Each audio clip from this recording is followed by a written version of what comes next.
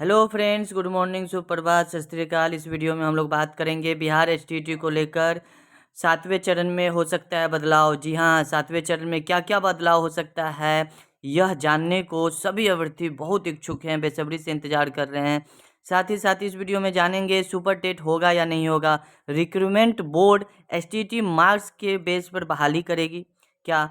CM कौन कौन से घोषणा करने वाले हैं, ये वीडियो में तमाम मुद्दों पर चर्चा होगी। और इस वीडियो पर क्लियरिटी के साथ बात होने वाली है। साथ ही साथ आप देख सकते हैं स्क्रीन पे ईटीवी भारत का ये वेब पोर्टल है। ईटीवी भारत ने एसटीईटी पे बहाली पे एकदम साफ रुख से बात किया है, बहुत कुछ क्लियर कर दिया है इसमें।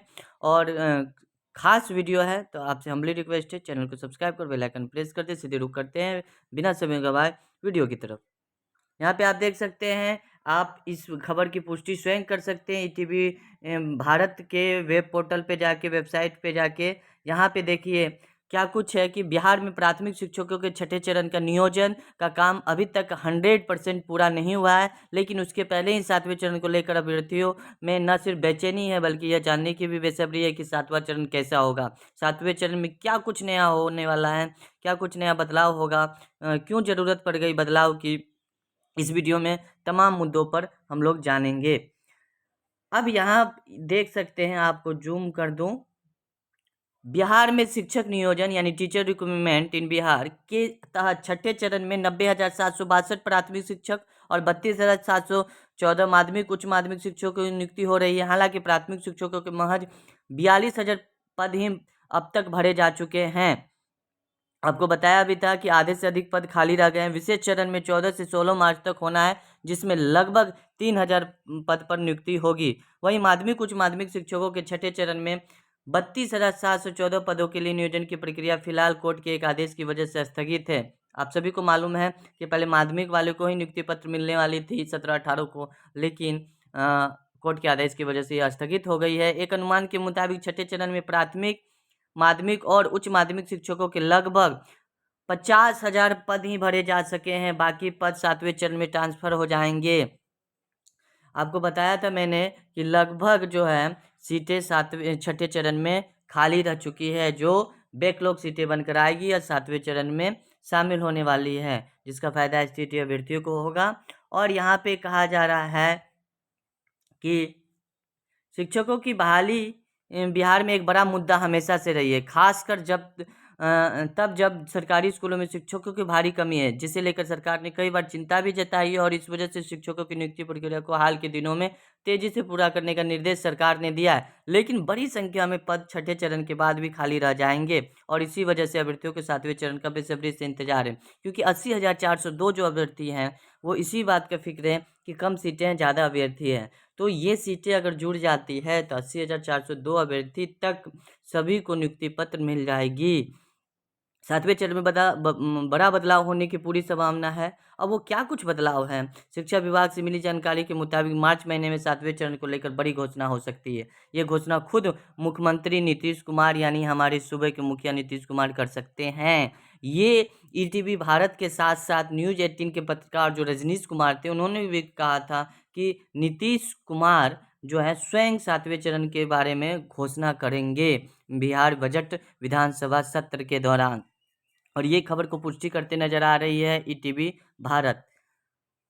यहाँ पे आगे क्या है कि वरिष्ठ पत्रकार और शिक्षा जगत के बारे में पूरी खबर रखने वाले लक्ष्मीकांत सजल ने ईटीवी भारत के साथ खास बातचीत में बताया कि छठे चरण या इससे पहले के चरणों में सरकार ने बड़ी संख्या में शिक्षकों की बहाली की है, लेकिन यह बहालियां 8,500 से ज़्यादा नियोजन इकाइयों के जरिए की गई, जो अपने अपने तरीके से मेरिट लिस्ट और अन्य तरीकों से नियोजन की प्रक्रिया पूरी करती रही। उन्होंने कहा नियोजन प्रक्रिया को लेकर हमेशा सवाल खड़े होते रहे हैं। आपने देखा भी छठे चरण के तहत कितनी फर्जीवाड़ा हुई, कितने कितने पर आरोप लगे, एलिगेशन हुआ। क्योंकि शिक्षकों के सर्टिफिकेट की जांच हो या फर्जी शिक्षकों का मामला, सरकार हमेशा फजीहत झेलती रही है।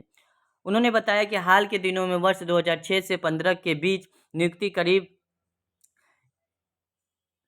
1 लाख शिक्षकों के सर्टिफिकेट जांच को लेकर और उनके फर्जी होने की आशंका को लेकर राष्ट्रीय स्तर पर बिहार चर्चा का विषय बना रहा है। यही वजह है कि सरकार अब इस फजीहत से बचने के लिए 7वें चरण में बड़ा बदलाव लाने की तैयारी कर रही है। सूत्रों के मुताबिक अब जो शिक्षकों की बहाली होगी उसमें आवेदन सेंट्रलाइज तरीके से ऑनलाइन लिए जाएंगे, यानी शिक्षक अभ्यर्थियों को हर नियोजन इकाई में जाकर आवेदन करने की बाध्यता नहीं होगी। सिर्फ एक आवेदन ऑनलाइन कर वह इस नियुक्ति प्रक्रिया में शामिल हो जाएंगे और काफ़ी सहूलियत होगी अभ्यर्थियों के लिए अगर सेंट्रलाइज और ऑनलाइन आवेदन होता है तो। लक्ष्मीकांत सजल ने बताया कि इस बात की संभावना ज़्यादा है कि सरकार एक खास कमेटी बनाएगी जिसमें शिक्षा विभाग और शिक्षक बहाली से संबंधित विभागों के वरीय अधिकारी शामिल होंगे और इस कमेटी की देखरेख में 7वें चरण की बहाली की प्रक्रिया पूरी की जाएगी। इससे किसी भी तरह की गड़बड़ी की आशंका खत्म हो जाएगी और किसी नियोजन इकाई की मनमानी नहीं चलेगी। वैसे बिहार सरकार कर्मचारी चयन आयोग हो, लोक सेवा आयोग या अवर सेवा चयन परिषद के जरिए भी शिक्षकों की बहाली कर सकती है। जो रिक्रूटमेंट बोर्ड नए बनने की बात हो रही है कि इसके तहत बहाली की प्रक्रिया की जाएगी, इनमें से हो सकता है कोई एक का चयन किया जाए। ईटीवी भारत संवाददाता ने यह जानने की कोशिश की कि क्या टेट, सीटीईटी और एचटेट पास करने वाले अभ्यर्थियों को 7वें चरण से कोई परीक्षा भी देनी पड़ेगी। इस बारे में लक्ष्मीकांत सजल ने कहा कि इस बात की संभावना ना के बराबर है। देखिए दोस्तों, अब सुपर टेट हो नहीं होने वाला है। स्टेट अभ्यर्थी कई एग्जाम दे चुके हैं। 7वें चरण में सिर्फ आवेदन की प्रक्रिया बदलेगी ताकि बहाली प्रक्रिया निष्पक्ष हो। आवेदन की प्रक्रिया बोले तो सेंट्रलाइज और ऑनलाइन आवेदन लिए जाएंगे और ऑफलाइन नहीं लिए जाएंगे। एक और महत्वपूर्ण बात जो सामने आ रही है वो माध्यमिक उच्च माध्यमिक शिक्षकों की बहाली से जुड़ी है। करीब 4 साल पहले सरकार ने एक कमेटी बनाई थी जब बिहार बोर्ड के अंतर्गत इंटर की वार्षिक परीक्षा का रिजल्ट काफ़ी खराब हुआ था।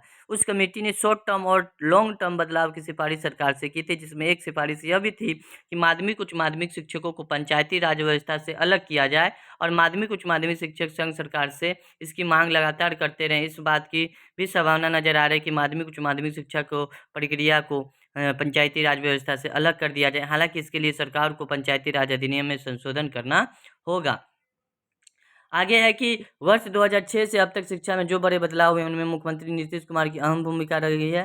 और लक्ष्मीकांत सजल ने बताया कि चाहे बिहार में बालिका साइकिल योजना हो, पोशाक योजना हो या फिर छात्रवृत्ति योजना, पूरे देश के लिए एक मील का पत्थर साबित हुआ। सही है, सभी राज्य ने लगभग इसका अनुसरण करने की भी कोशिश की है। यही वजह है कि एक बार फिर मुख्यमंत्री नीतीश कुमार शिक्षकों की बहाली प्रक्रिया में बदलाव को लेकर भी मिसाल पेश कर सकते हैं। आपको बताते चले कि छठे चरण के तहत प्राथमिक शिक्षकों के 47,000 से अधिक पद खाली रह जाएंगे।